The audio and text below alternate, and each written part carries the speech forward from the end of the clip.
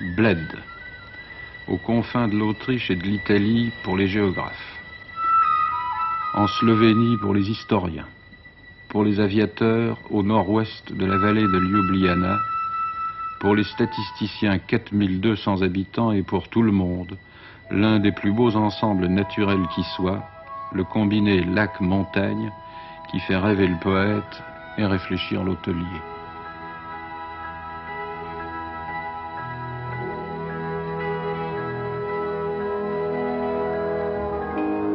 Sur le lac, une île minuscule qui sert de point fixe au manège des embarcations.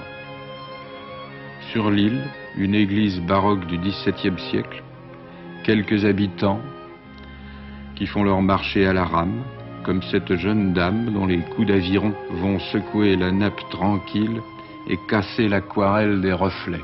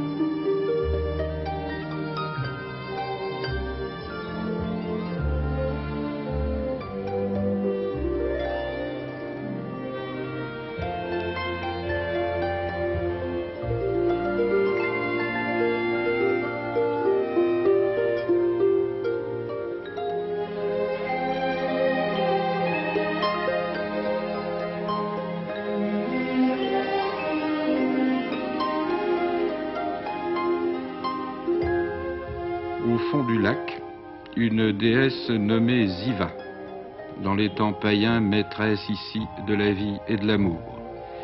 Les Slovènes convertis au christianisme l'ont portée un jour au milieu du lac où elle a coulé. Tous les dieux ne savent pas marcher sur les eaux.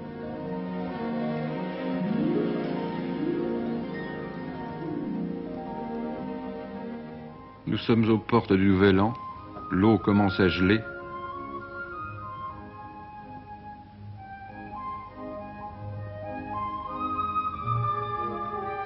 La neige tombe comme elle s'est tombée dans les Alpes juliennes, avec une surabondance de flocons qui en une seule nuit va changer le paysage en un immense négatif à développer au printemps, et supprimer les assises des montagnes et des châteaux qui s'élèvent, étranges, sur un incertain support de brume.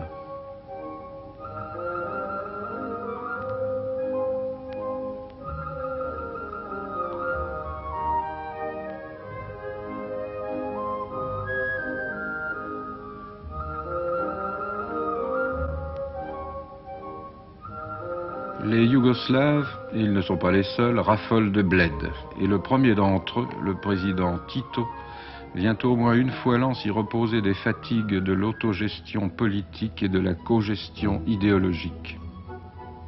Il a une maison par là-bas dans la neige, gardée par une patrouille de mélèzes, et c'est là qu'il pense à, ma foi, l'on ne sait trop à quoi pensent les hommes d'État, quand ils ont la permission d'être eux-mêmes pour quelques heures ou quelques jours dans un décor inauguré depuis longtemps.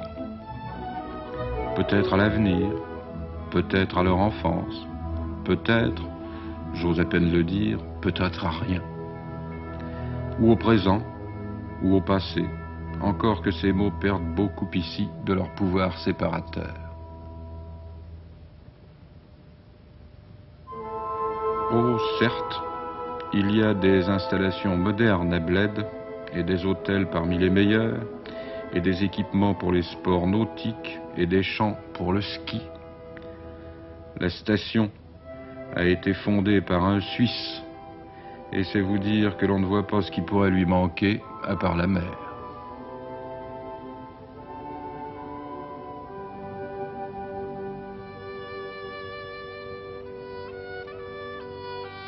Mais enfin, tous ces aménagements ont su rester discrets.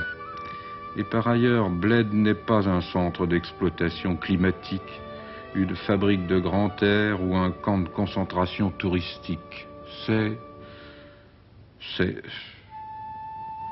un conte, répété l'hiver à voix basse, avec ses sapins et son personnel.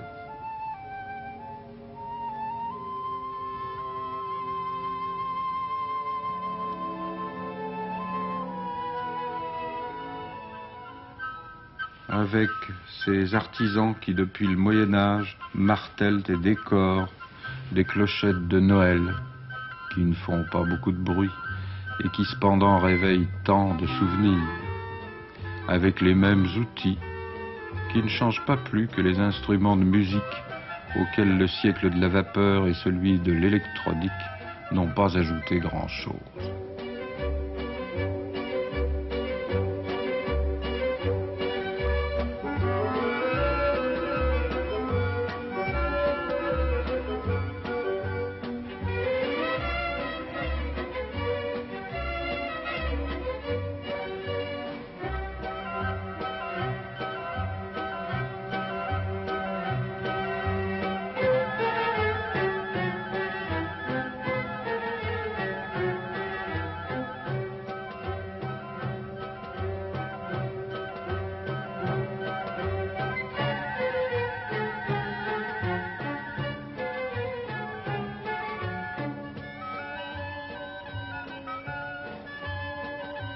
Oui, c'est un conte avec des petits poussets dans la neige qui savent très bien leur chemin.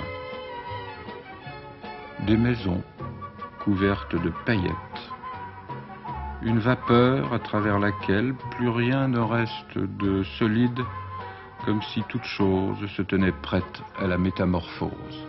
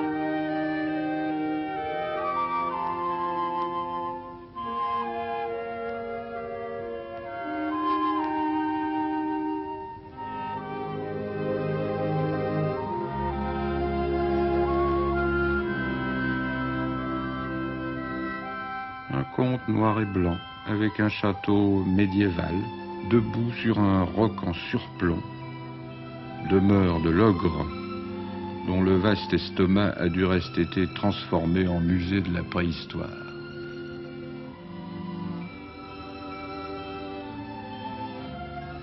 Un conte avec des femmes bien groupées devant l'énorme poêle à la hollandaise ou à la russe, autour duquel il semble que la maison ait été bâtie. Des paysannes d'autrefois et bien d'aujourd'hui, fort à l'aise devant la caméra,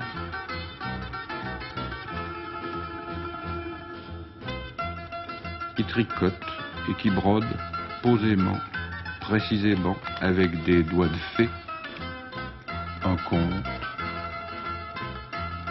et du silence